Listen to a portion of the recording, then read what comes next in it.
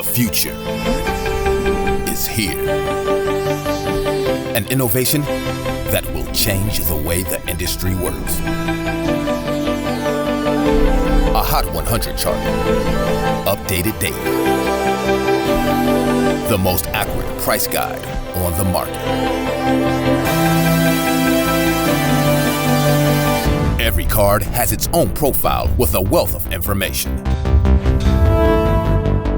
Know the precise, real-time value of any card in the system. On demand.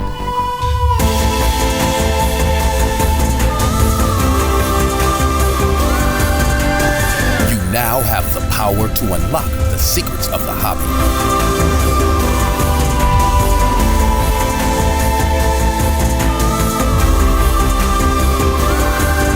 The game changer is here.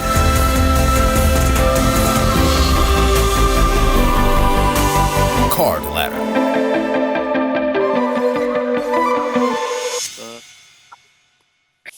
What's up, man? How are you? Good. Sitting up, running late. Better late than never. Yes, sir. How are you? I am doing well. Another crazy week in the hobby, would you say? Yeah, it's been a crazy week. Crazy. I feel like we got 10 new hobby content creators this week, or maybe that's just me. Yeah, that's about the rate right now. What's up, Sean Kemp fans? What's up, guys? Oh, okay. As people flood in, let me get the promo out of the way. Today we gave a pack of this away. This is about a $50 pack, 2019-20 Prism Cello. We gave it to Oh Knows, the tremendously talented artist who's been making sports cards, custom sports cards that are amazing. He won because he was one of the people who posted a picture of him adding a card to his collection on Card Ladder, and then he won the random giveaway. So a pack is heading out to him tomorrow. This contest is running for 2 more weeks, and 2 more weeks in July. All you need to do is post a picture of a screenshot or a picture of something of you adding a card to your collection. That's all you got to do. Make sure you tag Card Ladder. Christina's on top of it. She'll record your name. You will be entered. That's all you got to do, and you can win one of these packs. So that is awesome. This will not be ripped, sadly, by me, Mr. September. I wish I was the person ripping it, but I'm not. And let me also tease one more promotion that we're doing that also runs only through July. And the way this promotion works is if you make a video of any length, upload it to YouTube, tell us what your favorite part of Card Ladder is, and make sure that we know that that video exists by sending it to us on social media. That's all you have to do, and we're giving away 3 $100 eBay gift cards to anybody who made such a video. That's all you have to do. So, yeah, we love to do giveaways. We love to see our members get things. And above all, we really appreciate you guys helping us out. So, okay, enough with the promos. Josh, normally your screen – and by the way, everybody, welcome to the crossover. It's Friday night. It's late night. Let's get it going. Josh, normally you're displaying cards, but today – oh, there's a card. Okay. What do we have here? We got some mail day. That's it. I got a Kyler Contenders 9.5 and an AD Silver. These are pretty hot right now. Yes, they are. And I have the ladder up tonight. I thought I'd use it as reference if someone brings up a card. I like to have it here. Terrific. Okay. All right, let's get it going. So here's actually, I wanted to start maybe with the ladder headline tonight because something super interesting happened in the hobby yesterday. The very first headline is in reference to Stephen Curry's Topps Chrome PSA 10. Oh, and by the way, that visual that you see right there from the Lefko show, he's put out 2 outstanding hobby podcasts today. One is a wide-ranging interview with Gary, or this week, I mean. One is a wide-ranging interview with Gary Vee, and the other one is 22 things that he says, I think I know, that he thinks he knows about the hobby. Must-listen material. Okay, so the first ladder headline is about Stephen Curry's Topps Chrome out of 999 PSA 10 rookie card. And that card sold for $15,100 yesterday. The prior sale to that was for $10,000. So that type of like appreciation, it was over a 12-day period. The card last sold on July 4th. So over a 12-day period, the card went up 496 rungs to number 16 on the ladder. There's only one left on eBay. It's 30,000 OBO. Okay, what's up, Adam? We see Adam in the chat as well. Card Insights. What's up, everybody? So Christina, of course. Okay, and there it is. So Josh is kind of showing you how you can navigate Card Ladder to get to these different pieces of information. So, Dude, the buy it now link on eBay is super helpful because it's like the searching on eBay is horrible, and you've spent so much time on these eBay queries, it saves me a ton of time. Yeah, good. We do spend a lot of time making good eBay queries. Sports Appraisal says happy Friday. Happy Friday, sir. Okay, so here's the thing. How many cards have 999 copies that sell for $15,000 or more? Not many at all. And Curry doesn't have that many great, highly coveted rookie cards, at least not base cards like that one. And so the answer is one. One. Okay. I could just do it with filtering. There you go. What's up, Real 27 guy, aka Adam? Big place for him this week. Okay. Right. So the answer is one. And so that's a very interesting movement in the market. We saw the Kobe 1996 Chrome base PSA 10 sell for just shy of $10,000 this week. The 2003 Topps Chrome LeBron, which people were wondering, will it get to 10K before the season resumes? Well, guess what? It blew past it, and it's now at about 14K. There are some comps on eBay for higher than 14K, but we've excluded them either because there was suspicious bidding activity or because the sale was just so far out of step with what other auctions were going for that we just didn't think that it merited inclusion into the database, especially because that card has a rich sample of data points that we can draw from if we exclude, suspicious outliers. We've got an auction at 15.3. Yeah, for a few days ago. One smoothed out. That one smoothed out a couple other sales that happened on that day. But it's still been pretty much like 10,000 to 14,000 in the last week. Yeah. Huge. A lot of cards, a lot of key cards have gone anywhere from 50 to 100% increases since basically the 4th of July weekend. I think people are really getting ready for this comeback here for the NBA. I think people are really getting ready. I think people are pouring in again. This reminds me of that build-up period right before COVID when prices just started going crazy. I think you remember that period as well, when just everything started skyrocketing. The LeBron hit like 8K. A lot of stuff just started surging. And then obviously COVID hit and things reset a little bit. So, okay, little bit of a walkthrough there of Card Ladder. And since we have Card Ladder open, and this is something that we can talk about, let me send a shout out to Jordan of Sports Card Analytics in the chat. What's up, bro? Here's the thing. Talk to us, Josh, a little bit about Card Ladder. We've interacted with thousands of people over the last few weeks. It's been 4 weeks since Card Ladder debuted, which was on June 23rd.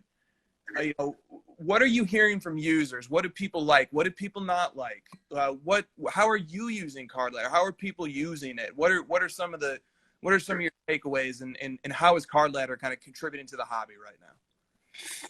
The thing that I love most is that people are sort of like already adapting it into their daily usage, and it's not really being talked about in terms of, it's the next thing or it's a new thing. People are sort of like, integrating it into their daily routines, which is a good sign that I think it's, healthy for the community and people are enjoying it. And I'm hearing nothing but good things. I've gotten some feedback on stuff, and honestly, I fix that stuff immediately. So if you have something that's bothering you or that you want added or something, just hit us up. We've got the feedback going. I added filtering this week. A lot of people asked me for filtering by price, and I thought that was a good idea, so I added that this week. The thing that you obviously hear this a lot more than I do, but the thing we hear most is like, why aren't my cards in here? And we are working on that literally every second of the day, adding as many cards as we can.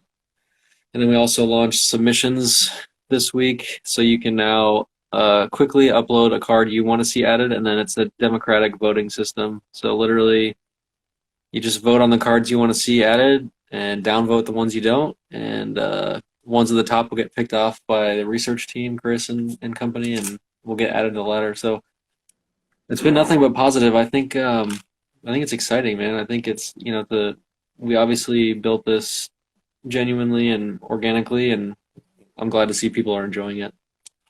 I love to see it too. Love to see it. The submissions page is very interesting. That's a whole new layer of content. And for some of the people, some of our most popular submissions, guys, some of those cards are already in the system. So please do a search, because maybe it got added in the last day or two. So please, but obviously once a card is added and we see it on our submissions list, we remove it. And we appreciate people who are availing themselves of this system. It is a wonderfully democratic process that allows, the majority vote to influence what cards get added to the system. This is not our only source for which cards are being added, but it is a very important one, and it's a dominant one. And so right now I see we have a Curry at the top, and big surprise. Curry cards are absolutely hot right now. You get one of those $15,000 sales, and look at that. The community wants to see more Curry cards added into the system, so that card will be definitely added tonight. Okay, so what's up? Carta Maglias is on the ladder right now. Love to see it. Love to see it. UD Black Collector says, I'm on the wait list for card ladder currently, itching to get started. How long is the wait list time?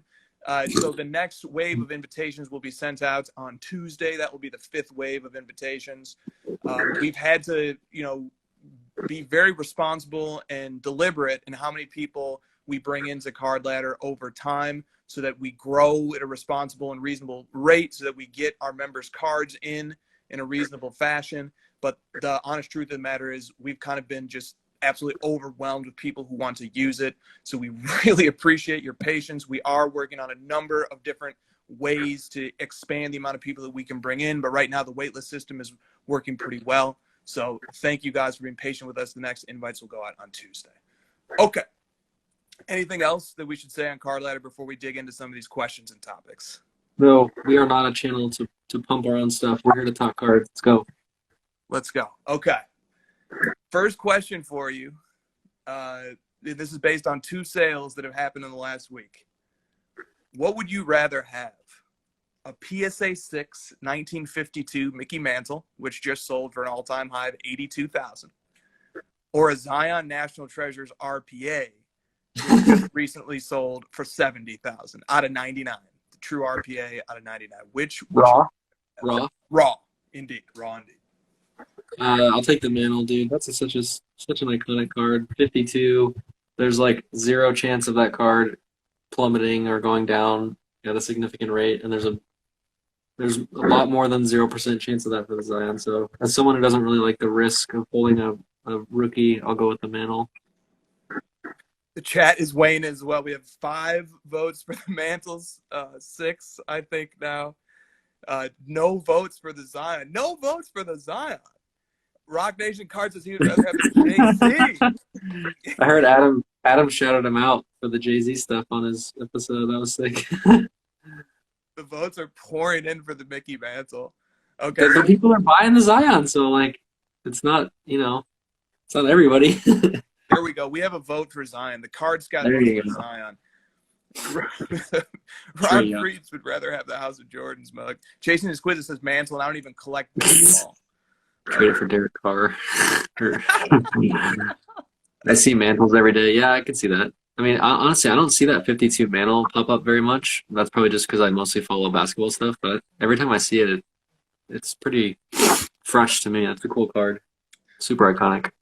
I can see an argument for the Zion. Just bear with me here. We know that I'm already on one prospect's hype train, and I'm not trying to jump on another. But I can see an argument for the Zion because, all right, so we have a Luka RPA at PWCC right now. It's a PSA 9. It's at 62K. Our predictive algorithms, which are not, super reliable for sure when it comes, especially to RPAs, those are notoriously difficult to predict. But our predictive algorithm, which you should take with a huge grain of salt, because we're using the Luka Prism Silver PSA 10 as a proxy for the growth of the RPA market. But you can see our predictive algorithm puts that card at $99,000 right now.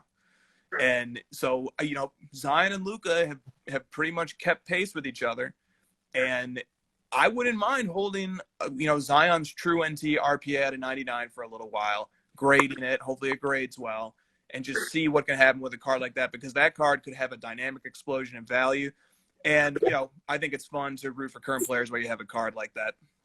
But nonetheless, I think Mantle has won this vote in a landslide, although I do see a couple of Zion votes come in. What do you think about that? What do you think about just holding – what do you think about prospecting on the Zion? Do you think that the potential upside for Zion is greater than the Mantle over a shorter period of time? Obviously, the downside is too, but Probably.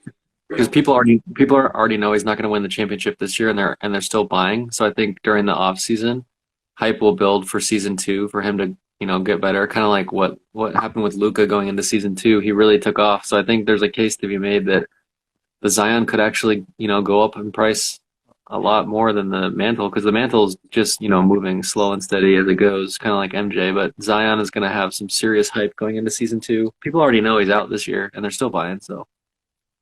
That's what I think too. And the hype around that card is just unreal. And there's a lot. So here's another topic okay. So it's the hobby wide. We see prices increasing. It's not just one player. It's not just one card. It's not even just one sport. Whether it's Deshaun Watson, whether it's Christian McCaffrey, whether it's Fernando Tatis, whether it's LeBron James, whether it's Luka, whether it's Tatum, whether it's any of these guys, as we track all these guys' movements, everybody is going up once more. And so what that leads me to think is that there's something special is happening. It's happening in vintage shoe, but it's happening with modern players. Those markets are heating up, and there is big money. There is institutional scale money. There is investment fund, hedge fund approaches being applied to sports cards. And the reason why I say that is because this sort of systemic, market-wide increase in prices is very similar to the behavior of somebody who's purchasing stocks and setting buy prices and saying, buy this item until it gets to price X. And they're executing things very systematically like that. And they're probably doing it with the key commodity cards across the board. I see you've got Kyler Murray pulled up. Whoever you look at, the trend is very similar for the hot players and their key iconic cards. So I see tremendous upside that's independent of the performance of the player, but that's related to the fact that there's so much money pouring into the hobby right now, and they're seeking out the key cards, and that Zion NT RPA is absolutely one of the key cards. Mm-hmm. Let me see. We got some. I saw a comment in here that I wanted to get to. So Bam says if Zion plays in the round 1, his cards are going to skyrocket. I think that's right, but that's a question, and it's a sensitive topic because Zion has left the bubble for an undisclosed amount of time. As long as he receives daily COVID tests, he has to go through what I believe is a 4-day quarantine period, and then he can return. If he doesn't receive daily tests, then he needs to go through a 10-day quarantine period, and that obviously is incredibly important as the season and in the initial bubble games are on the cusp of beginning. So, but hopefully he can return, and with due sensitivity to the family issue that required him to leave the bubble, that is definitely going to send a shockwave through the hobby. I don't know what the total outcome that will be. Maybe people are waiting. I think people are going to continue to buy until they have reason not to. Right now, there's no reason to think that Zion won't make it back into the bubble. What do you think about that, Josh, about Zion's prospects here? I alluded to it earlier. I don't think people are really prospecting on him for this year. I think there's a chance they don't even make the playoffs, and then if they do, they're going to get ousted pretty early. I think people are pretty self-aware that there's not much prospecting for him this year. Maybe people want to see how he's done with the time off to see if he really did lose the weight and get in better shape. That's about the only thing you can prospect on right now. His Prism Silver is $4,000. It is. Luka's crap. Luka's at 4,500. Giannis Prism Base is pushing up to 4,500. Yeah. People need to look at pop reports, man. Seriously, there's so many of these cards. There's going to be way more. What's the Zion PSA 10 pop at right now? The base? Yeah. Or just the silver too. The silver's at 575, dude. Okay. That's a lot. The base is at 6,900. Oh, sorry. Yeah, 6,900. Yeah, and that's just PSA 10. Those are going to be going quickly. These cards are selling a lot too, right? Yes, they are. You're seeing a lot of these in the. I've seen more of that card than I care to in my life. There's 1,097.95 silvers. Oh, Dude, yeah. that is, and you're only doing auctions on these, or no? I think BGS 9.5 we're tracking both. Ugh. PSA and silver, I think I think we're tracking all on those cards right now. It sells multiple times a day. Yeah, it does. Man, I love all you guys. There's just way too many of these cards. You guys need to be careful. People that are buying the Zion stuff, there's so many of these cards. I get that it's like his main card and it's like, high demand and there's not enough to go around, but good luck. So, Say Hey Cards, James has a question. Serious question. Is there any basketball player you could have invested in that has not increased? That's a good question. Yeah, maybe. I mean, like older guys that are fading away, maybe, I guess a lot of those guys have gone up now that I'm thinking about, like Westbrook's gone up, Harden's gone up, maybe Blake Griffin's gone down. I don't know. There's really not that many. It's anyone who's Lillard's gone up. Yeah, that's a tough question. Gary agrees about it, but for sure it seems like rising tides right now. Yeah. I think if you're buying cards of just about anybody who has a fan base and a collector Rudy base, Gobert. There you go. Rudy Gobert, if you're buying anybody who has a collector base and a fan base, you're doing well. You are up right now. And that is not necessarily a reflection of a dynamic change in this player's relative value to other players. What it reflects is just what Josh said. It's a rising tide moment we're experiencing right now. Someone pointed out Grant Hill and Jason Kidd. I think there's probably a little bit of room for those mid-90s rookie stars. Penny Hardaway, who was just on the show with Lefko and those guys. Vince Carter, maybe. I guess Carter's probably gone up recently, but there's a few guys that have been forgotten about so far. I mean, forgotten about in the sense that they haven't been tapped yet. Their market hasn't been hit, and everyone else has. So, like, there's a few guys left. Not many. Let me weave in a question from Lingua Sports Cards that's related to this topic. He says, should Carmelo Anthony be given more credit in hobby circles for his Team USA career? An argument can be made that he is the greatest male Team USA player of all time. He has I don't know about that. medals than anyone, but basically Carmelo Anthony. And I bring him up, and then I'll pass the mic here. I just bring him up because his refractor, PSA 10, which we're tracking, I think the last sale was $800. So Carmelo Anthony is on the rise right now. That kind of shows you the reach that this system-wide, market-wide hobby moment. Look at that graph on the Carmelo. Look at that graph. That's the all-time sales history. I think that's more of the pull from the 2003 Topps Chrome set, to be honest. And I've heard that stuff about Carmelo and USA. I'm just not sure I buy that. Like, yes, he's played on the most teams, and the USA pretty much always wins gold. So he's like technically played the most, so he's won the most. And he's surrounded by Hall of Fame legends all over the place, and he's given a chance to shine and shoot the ball. I don't know that I go that far. I think Kobe and LeBron led the way in 2008 when they made their redemption team, and things got a little bit dicey with Spain, and Kobe and LeBron were the ones that stepped up, I thought. So I don't know about that. Well said. And I think like you're right. There is the set pulling up that card. Definitely, those cards are low pop. Across the board, very few copies were ever graded. It never really made sense to grade them until very recently. Well, this stuff will go up. It has gone up. Yes. Like, you can say that it's going to go up more if you want, but it's already gone up a ton. That's right. That's right. So as 2004, Dwight Howard has been going up like everybody, guys. I don't get why Dwight Howard's going up, but then like Jason Kidd and Grant Hill aren't going up. Those guys are they're definitely better players than Dwight Howard was. So Gary mentioned that in his podcast with Adam. He said Anthony Hardaway rookies are like at 0 right now. And we're tracking a number of No, that's not true. No, they're not at 0, but they are cheap. But Penny Hardaway cards, Grant Hill, Jason Kidd, I mean, man, these guys would be elite superstars if they were playing today. These guys would comp to top 20 players in the league going back to when those guys were at the peak of their powers. Yeah, we should probably move on from Penny. People will think I'm pumping him. Adam has a question, and I like this question. He says, what if Ja Morant wins Rookie of the Year and makes the playoffs over Zion? And let me tell you, my friends, something very interesting in the Ja Morant market is happening. People are redirecting their interest. They're getting clever.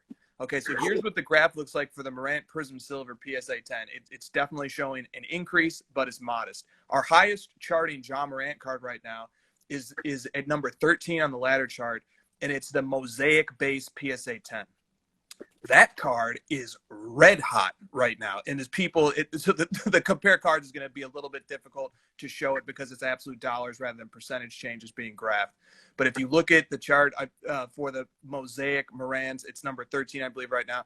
That card is on a much steeper incline, and that's why it's charting so much higher. We just saw the Morant Optic Hollow PSA 10 sell for $1,600, an astonishing all-time high. The prior sale was $1,000. So people are very high on Morant, and they're moving into these other cards. Like another card of his is doing extremely well is the layup variation of his Prism-based PSA 10. So Morant cards are a very interesting market right now because it's not the Prism stuff that's doing the best. The Prism stuff is doing well. If you are holding Morant Prism cards, you're doing great. But if you're holding his Mosaic-based PSA 10, you're a big winner, even relative to a market full of winners. So what happens? Someone also pointed out that NBA announced today, or ESPN's reporting that all of the individual season awards have already been closed, and they're going to stop. They're not going to count this reboot for the regular season awards. So Ja Morant effectively is going to win Rookie of the Year. Yeah. And so traditionally there is a Rookie of the Year bump for players. Luka saw a small one last year. It's hard to imagine that bump will be too visible just because the market is so overwhelmingly hot right now with money flowing into it that I mean, how much faster can it grow? How much more could a Morant Optic Hollow PSA 10 increase? It went from $1,000 to $1,600 over a span of a week. Like, how much more could that card go up if he was named Rookie of the Year? Maybe a lot. I don't know. Yeah, I'm not a big believer in like the news coming out being a big boost to these kinds of things because we've seen it several times now. Like the Mahomes Super Bowl was the best example.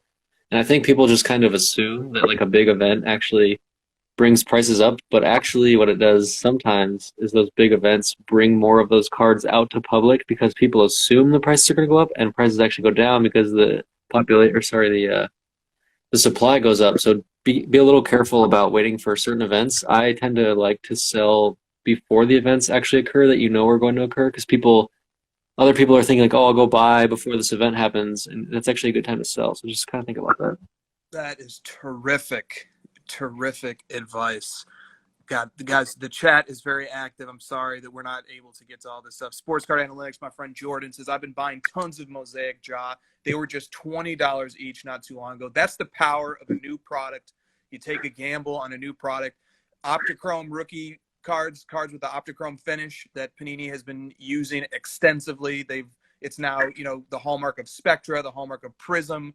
It's the hallmark of Mosaic. These cards just seem to do really well from an aesthetic point of view. Dude, congratulations on buying up those Jaws, man. I hope you get a bunch of PSA 10s, and I hope you absolutely kill it. Okay, so lot of any other thoughts? We've got somebody asking for a comparison between Ja and Trey. I don't know if it's late enough in the show for you. Do you want the base or you want the silver? Let's go base. And the players. I think people want to hear you talk a little more. Oh, Trey, perhaps. The players? Yeah. What are your thoughts on Morant versus Trey long term?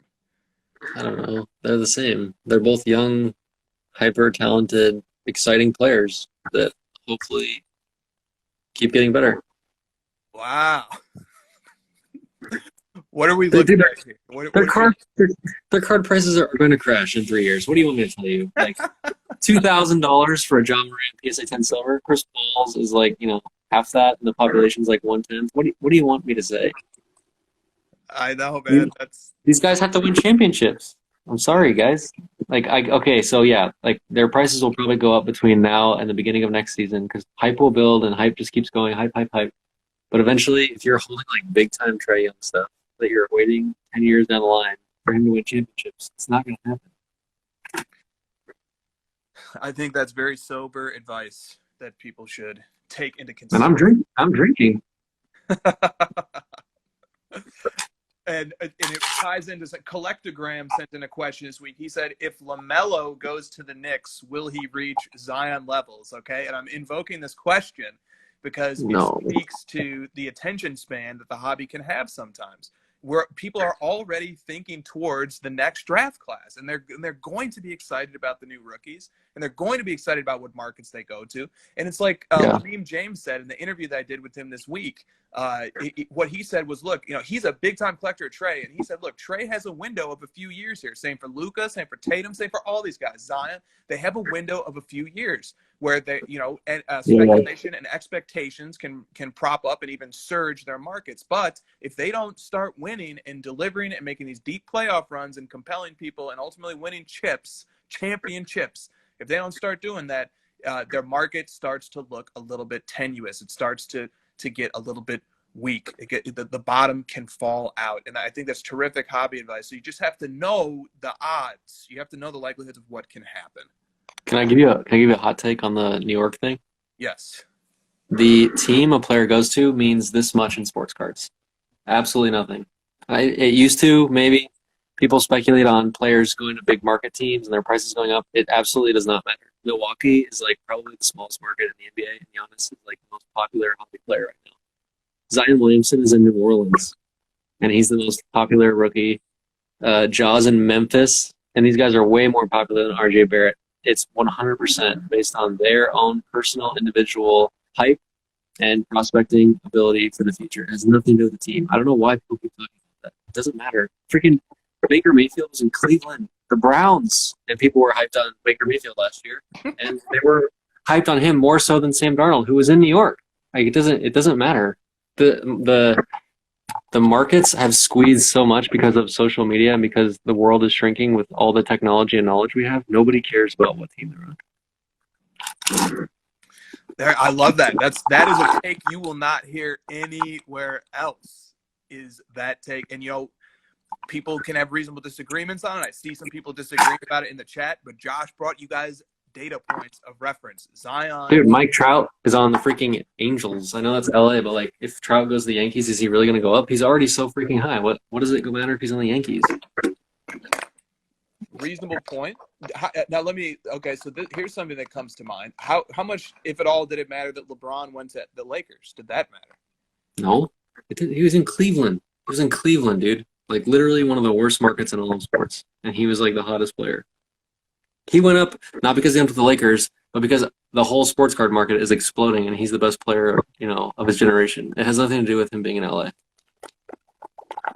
It's more to do with like him being in LA is more attractive for him to acquire other free agents because the LA team and the history of the Lakers more so than it does like the LA market. Love it. Okay, Marbury 3 Collector says Jeremy Lin RPAs were going for $30,000 at one point. Oh, that's a great data point. Oh my gosh, post that somewhere. Someone post that. Nobody likes to post the fact that players used to be a crap ton of money and now they're worth nothing. Yes, these are the forgotten but important data points, indeed. Speaking of high dollar cards, I don't know, Josh, you want to respond to the chat? People have some challenges to you. No, I don't. Challenge what? Show me that RJ Barrett matters because he's in New York. All right, guys. To be continued on that topic. Prepare your data points for next week. All right. Here's a topic that was sent in by Shaps Cards. And we have a card profile on this that I think will help tell the story. It's the BGS 10 2003 LeBron James Topps Chrome Refractor. Right now, this card is at auction. The population is 31, and the bids are currently at 110,000. And here's what Shaps Card says. He goes, this is just a meteoric rise from what the card sold for less than a year ago. I believe it's a 10x increase in price, roughly, maybe about 8x. And that's not unusual. It's not uncommon. Most of LeBron's rookie cards are 8 to 10x from just 1 year ago. He says, I don't even know how to explain it, assuming it's not being shilled. Obviously, a lot of factors are at play. Also interesting to see how much of a premium is placed on a BGS 10 for that card, considering there are 31 in the pop report. And so we want to look at the 2003 Topps Chrome Refractor LeBron BGS 10, which we have a predicted value of it. I was looking at it today. Our predicted value that the ladder uses, and all the predicted value is it simply using the growth of, in this case, it's the PSA 10 refractor to use historically correlated multipliers to extrapolate and generate a prediction for what the BGS 10 would sell for. And I believe our projection is at 120. 120. And it's already at 110. I mean, this isn't surprising at all. I mean, the freaking base, which is pop 2000, is up to 15 grand, and this is only pop 31. It's pretty much falling in line with everything else. That's right.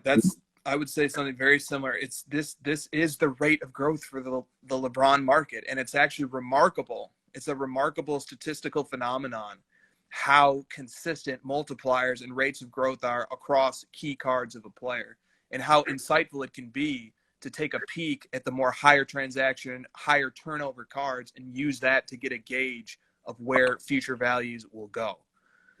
Someone just posted Sexton was on the Lakers, he'd be on fire. Yes, because he'd be playing with LeBron and AD, not because of the market of LA. You got to get that straight. It's about the teams. Dude, freaking 3 guys paired up to go to Miami, which is a smaller market than some of these others, and that team was on fire because they had LeBron, Wade, and Bosh. It's all about the players. Yes, thank you. Gosh. Sexton on the Lakers, he would never be on that team because the Lakers don't have draft picks because they're good and they're not going to draft young, hot prospects. Those guys are going to go to bad teams in small markets. Yeah, and I suppose another set of case studies would be looking at any potential changes in, for example, the Lonzo Ball market when he shifted from the Lakers to the Pelicans. Now, he did shift to play with Zion, so there was an inordinate amount of hype there, but that would be an interesting way to kind of try and suss out if market is impacting. And then Kyle Kuzma, right? Like, he's a highly touted player. I remember being extremely impressed with Kuzma, especially during his rookie season. And even during Summer League, I thought he looked terrific. And, but Kuzma now is, sort of taking a back seat. I mean, how would Kuzma's market compare if he was in it? There's a lot of other dynamics at play, which I think is something that's coming out here, is that it's not just the market, it's also who you're playing within that market and how you would fit into that system and whether you'd be winning or not and things like that. Doobie Dubai says Josh just shooting everyone down. Yeah, Josh is supplying. It's something to think about, guys. There's certain pieces of hobby wisdom that are useful and are not, or sometimes they're context applicable. It all just depends, I suppose. There's a lot of hobby stereotypes that I hear. Like, people say the same phrases over and over, and then they don't actually back it up with real data points. It's just something they've heard, and it's an easy thing to say. I don't know. We talked about this a little bit last week. G Wayne 13 says high-end LeBron rookies will soon disappear from auctions because collectors will stash forever. They won't disappear. There's a lot of them, and there's 6 or 7 PSA 10 Chrome LeBrons coming up in the next PWCC auction. There's quite a few. There'll always be stuff. It won't disappear completely. Some of the really high-end rare stuff has been going away slowly, obviously. And as the market grows, it seems like more things are shrinking away into collections, but there'll always be something. And any other thoughts on the BGS 10 LeBron refractor? That refractor is extremely important. That card is going to be a headline-making card for the hobby. It's already over $100,000. It speaks to the importance of slab and condition sensitivity and grades. That's going to be a big auction, and that auction is going to tell us a lot about where we're at right now. Those are my this auction is a simple math game to me, and I think that we're going to prove that with Card Ladder. We'll see. We'll see. It's already. We might be low. We might be low. Yeah, I think we are going to be low. I think we are, which is scary. Scary. You have it based off the Topps Chrome refractor and the base, which is strong. I mean, these are good multipliers. It's going to be close. A lot of those big time cards jump out real fast, real early. So, it may level out. It may go to 150. I don't know. Okay, so dovetailing off of this topic, we have a question from 23over_elo. And he asks, are goat prices, goats, the price of the goats, are they driving up everyone else's prices? Or is it the other way around? So the other way around would be like rookies and young guys are pushing goats up? Yes. Man, I kind of think it's both. That's like a lame answer, but the two kind of need each other to survive. The rookie classes drive new product and drive excitement around, the hobby in general, the overall market, and then the goats kind of keep people invested long-term and locked in. So I think the two kind of go hand in hand. I don't really see one driving the other. I think they need each other to balance out. What do you think?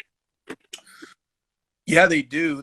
It's just depending on how you look at it, an economist might call it a virtuous cycle, which means it's a feedback loop that continually reinforces itself. So when the young superstars surge to the lead with respect to the rate of growth that they're experiencing, the goats match them and they follow suit. And if the goats jump out into the lead, like LeBron has, or, like Jordan did during The Last Dance, then the young superstars come along and match up to what they're doing too. It's one of the powerful things about being able to have your eyes on all segments of the hobby. Collectors have been doing this forever. They are constantly looking to get an edge by trying to see who's undervalued by looking at different segments of the market that they might not even be buying or collecting. But they look at these other segments to try and see if the stuff that they're chasing is under or overvalued, because this is just kind of the wisdom of the market right now. Mm-hmm. So that's the triple sold, yes. Yes, and we see this happening, on the ladder every other day. One day it's Morans and Tatum who are surging. The next day it's Kobe and Brady and LeBron. Oh, and there on that GOATs topic, Brady is absolutely on fire right now, and I don't hear anybody talking about it. Dude, he's like 1-2 in the ladder right now. Which is incredibly hard to do. Especially for high-end cards. It's really hard to get high up on the score ladder for high-end cards because your card has to jump so much. It went from 5,000 to 6,100 in the last week, and then his BGS 9 contenders went from 37,000 to 45,000 in the last 2 weeks. Yeah, and the BGS 9 is a little bit tricky because Beckett's subgrades can influence that. So the one that just set the record high had premium subs. So it gets tougher when you're charting BGS 9s. PSA 10s is a little bit cleaner. Yeah, people are really having to find like specific things about those really high end Jordan Fleer, Brady contenders to really differentiate, and it's coming down to subgrades, like you said. It is. Air Logan says Brady stuff is still a bargain. Whoa. Okay. Hot take.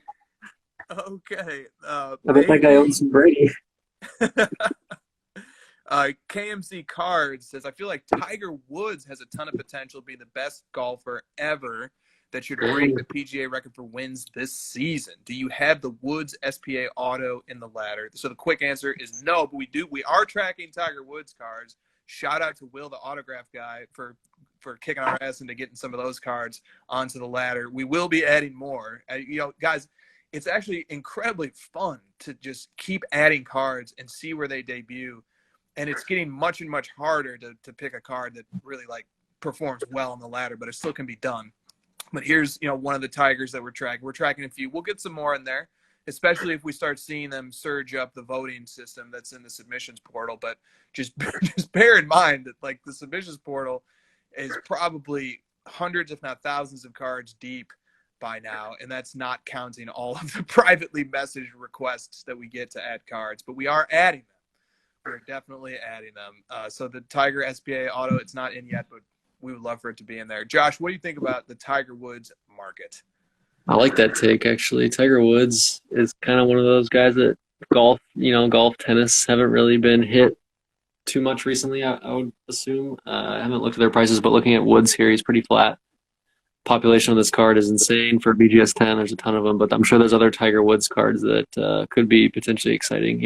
As we run out of places to find value in basketball, people are starting to move into other sports, football, hockey, wrestling. Sounds like Pokemon, might be due for some. And I've seen a lot of, dude, Pokemon's been on fire, actually. We need to get some Pokemon stuff in here. There's that market's been on fire. I was looking at some of the stuff that I own, and it's like, holy crap, it's doubled since I last looked at it. Golf, tennis, Roger Federer cards could be something there. I think we had a couple requests for Federer cards. So, yeah, I mean, the collectible market is on fire. It's not just basketball cards. So people that are like myself that are ingrained in basketball, it's not just basketball, guys. Collectibles, video games, Pokemon, Magic the Gathering, all this stuff is just absolutely on fire. A lot of that has to do with people being stuck at home and reliving old hobbies. And there's the reboot theory that Gary likes to talk about, which I agree with. People my age and a little bit older rebooting their childhood because they've got kids now and they want to relive stuff. So the collectible market is just awesome. And I think it's a really fun market to be in. It's something that everyone enjoys doing. It's a collectible. It's supposed to be fun. And now there's like this investment vehicle behind it. It's just like the perfect storm. It sure is, man. And Soccer, Serena, absolutely. Hot Wheels Super Treasure Hunts, let's go. I'm seeing people post Garbage Pail Kids. Like, I'm sure that stuff's on fire. I haven't looked at it, but yeah, and man, it makes too much sense to me. This is just my point of view, but I've never been a big stock market guy, cryptocurrency guy. None of that stuff ever really captured my attention. I liked it from, it's fun to sort of look for interesting trends and numbers, but it doesn't get the juices flowing. It's only money. It's all money, and this is money and hobby. Yeah, exactly. And so one of the fun things about being able to even browse a sports card analytics app like this, like the one that we have right here, pictures, visuals, stimulating visuals. Even if you're trying to do the most boring, rigorous study of this market, it's still interesting to look at. You can just scroll and just look at these cards. They're gorgeous. They're fascinating. They resonate. They depict things. They represent things. What was the first thing I said to you when we started building the ladder? Do you remember? Big, critical feedback. Pictures. We need big, beautiful pictures.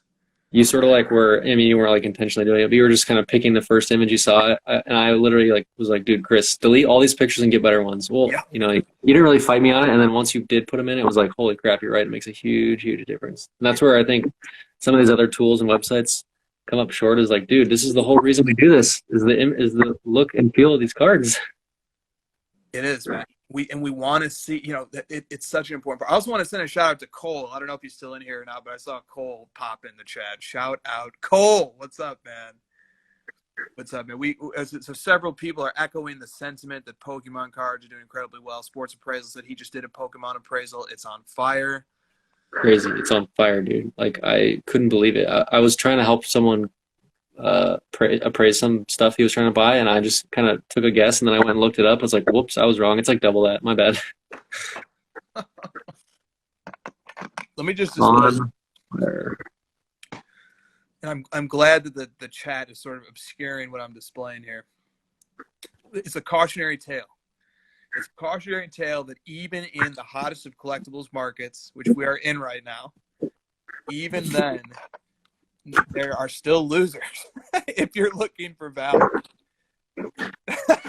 Let's go. Dude, I got 20 of them. Let's go. Hold on. Our fans will enjoy me losing. Here you go. Look at that. Hold on. Let's go. I got a box of them, dude. I don't care. I'm an idiot sometimes too. I'm not. Everyone may think I make all these great calls, but no way. I've fucking 20 fucking tops 2020 bullshit Ken Griffey cards. Absolutely, it can happen. You could shout out to Doobie Dubai. He got 10 as well. Guys, look, this is the one card that Christina was like, no, we don't need. And I was like, no, we do need this. 100,000 copies were printed. Okay. We saw the limit. We saw the limit of even the collectibles market. We saw its limit. It was reached with this card. Okay.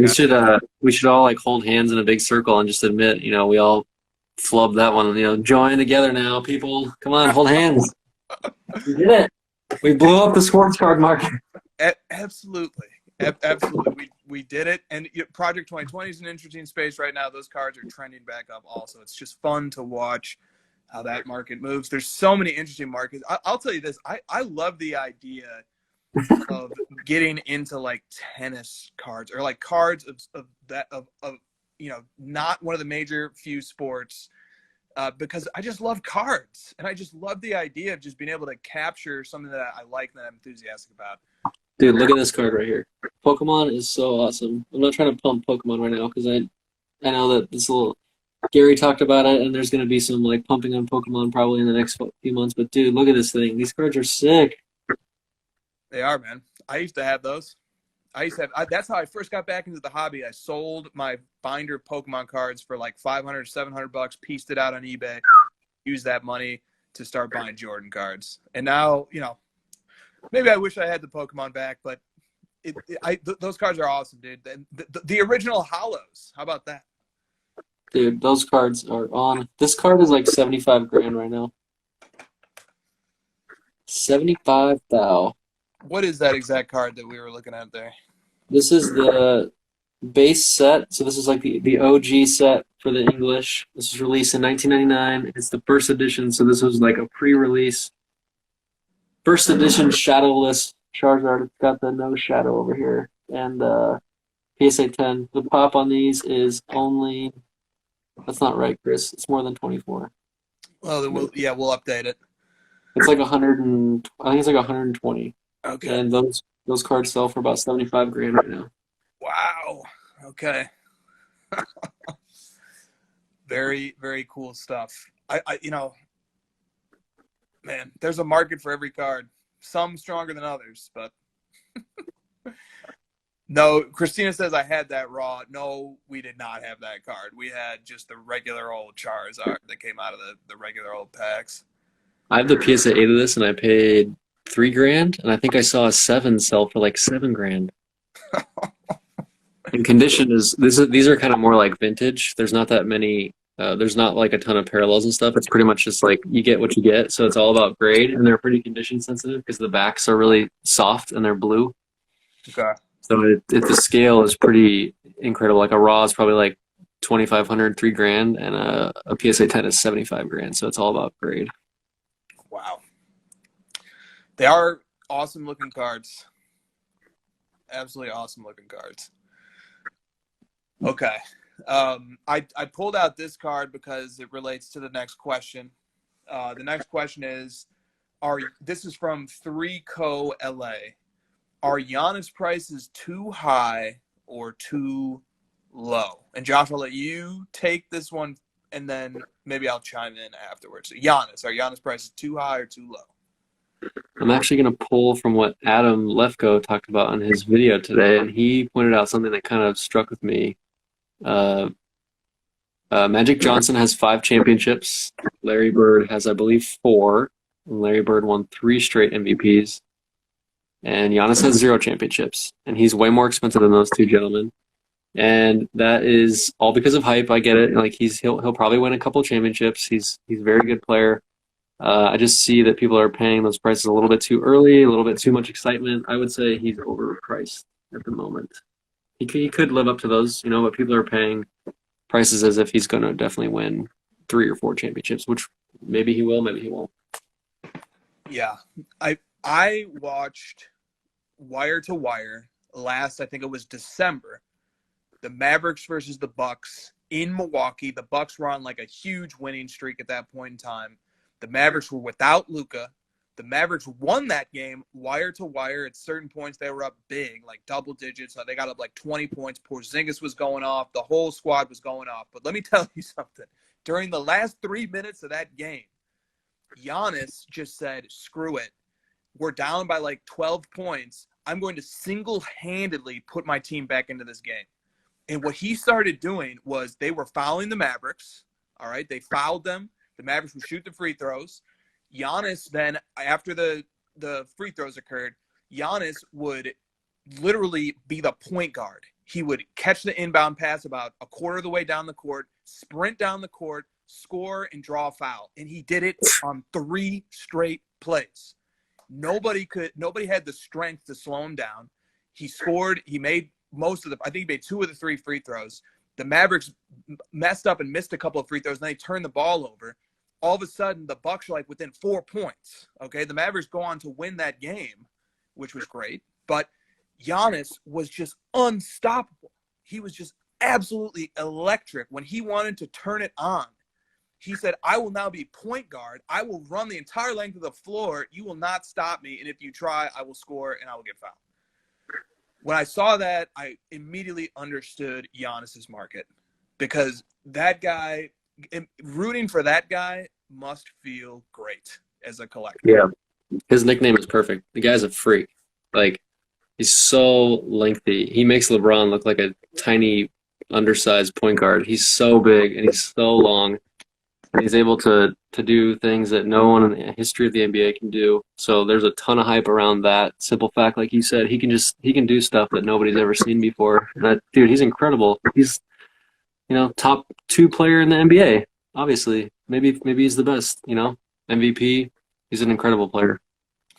He is, and people are wondering what's he going to do when his free agency hits. Is he going to stay in Milwaukee? Is he going to go? Oh, if he goes to LA, his cards are going to explode. Golly.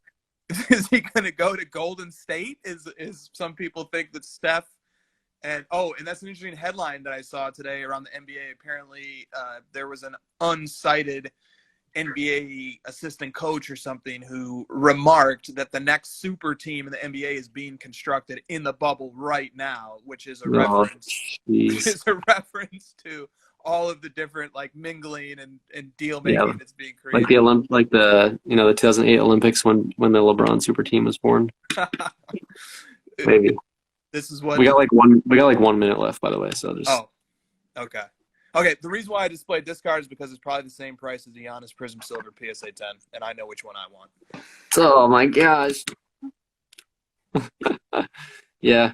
I mean, it's really hard to say he's overpriced because he is so amazing. It's just like, it's got to end somewhere. Like, he can't be infinite price. He can't be infinite dollars. And getting pretty close. Best gold sold for $35,000 before the year, and now it's $190. It's like, holy crap. Yeah. Yeah. All I gotta say is he better win some championships, or people are gonna be taking some serious baths. That's true. 8 Everlast 24. I hope you're right, bro. I would love to see that one. What did he say? Dallas. He said Giannis to Dallas. Ooh, no, thank you. I want LeBron to win a couple more. That would be not good for the NBA. Yeah, no, it wouldn't. Him to Golden State would be bad too. Thank you, everybody, for tuning in for a great chat as always. Maybe we got like another minute. I might have jumped the gun. Oh, okay. Any last topics? Should we just open the floor? Just hit me with something. Yeah, hit me with some hot take. Tartuffe the Spry says card ladder is as good and important as Jesus Christ. Who needs Pornhub when you have card ladder? Okay, so I don't agree with the first one, but I do agree with the second one. This is porn for cards, indeed. D-Nick the One says if he stays in Milwaukee, chances of winning a championship is slim to none. Shout out Card Insights, dude. Thank you guys so much for all the content you make. It is terrific work. We love your stuff, and thank you for that awesome video you put on YouTube. You guys. Someone hit me with a graph of like how market matters. As I was reading through the comments about my comment about the market matters, I will say that I was wrong in the sense that it can catapult a nobody like Jeremy Lin. Lin Sanity probably was mostly because it was New York, but my point is that like the player like far outweighs the location. I think that's right. I think you gave enough data points to show that a player can transcend the market. All I need is Giannis. Milwaukee, dude. Milwaukee. That's got to be the smallest market, one of the smallest markets in the NBA. Yes, it does. Yes, it does. Dude, Michael Jordan is the owner of the Charlotte team, and nobody gives two freaking craps about the Hornets. It's because they don't have any superstars. If they did, they'd be popping off. We got 10 seconds. See you guys next week. Another great show. We'll be back. Crossover. We'll put it on YouTube as well. See you guys. The future is here. An innovation that will change the way the industry works. A Hot 100 chart, updated daily. The most accurate price guide on the market. Every card has its own profile with a wealth of information. Know the precise, real-time value of any card in the system. On demand.